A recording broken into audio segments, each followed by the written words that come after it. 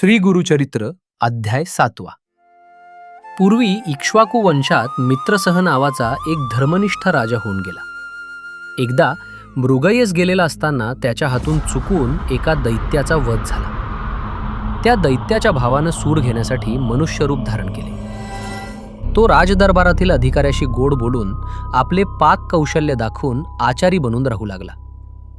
एके दिवशी राजानं पितृश्राद्धासाठी वसिष्ठ ऋषींना भोजनास बोलावले.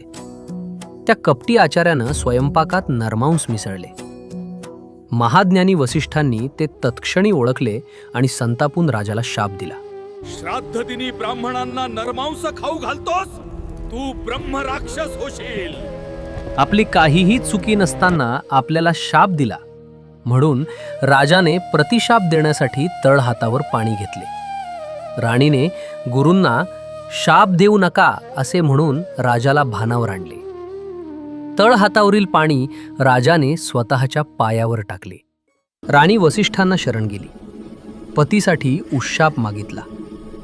वसिष्ठ म्हणाले, 12 वर्षांनी तुझ्या पतीला पूर्वरूप प्राप्त होईल.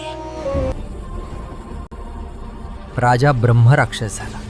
भुकेनं व्याकुळ होऊन तो पशुपक्षी व माणसे खाऊ लागला. त्याच्या हातून एकदा एका ब्राह्मणाचा वध झाला. त्या ब्राह्मण पत्नीनं आक्रोश करीत शाप दिला. 12 वर्षांनी पूर्वरूप मिळाल्यावर पत्नी समागम करताच तुझा मृत्यू होईल. 12 वर्षांनी राजा पूर्वरूपात परतला. पण शापाच्या भीतीनं तो राणीपासून दूर राहू लागला. उपाय शोधताना त्याला महातपस्वी गौतम ऋषी भेटले.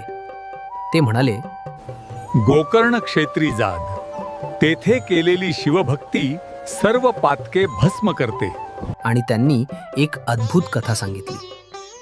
एक चांडाल स्त्री, कुष्ठरोगानं ग्रस्त, भीक मागून जगणारी.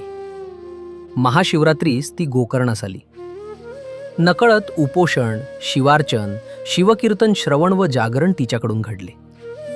मृत्यूनंतर तिला शिवलोकातून दिव्य विमान आले. कारण गोकर्ण क्षेत्रात शिवभक्ती करणाऱ्याची सर्व पातके जळून जातात. राजा मित्रसह गोकर्ण क्षेत्री गेला. एकनिष्ठेनं शिवोपासना केली. तो ब्रह्महत्या व ब्राह्मणीच्या शापातून मुक्त झाला. म्हणूनच गोकर्ण क्षेत्र पावन आहे आणि श्रीपाद प्रभू येथे नित्य वास करतात. पुढील अध्यायासाठी फॉलो करा. Sponsored by Shri Ramesh textile Palus. लग्न बस्ता म्हणजे फक्त श्री रमेश टेक्सटाईल.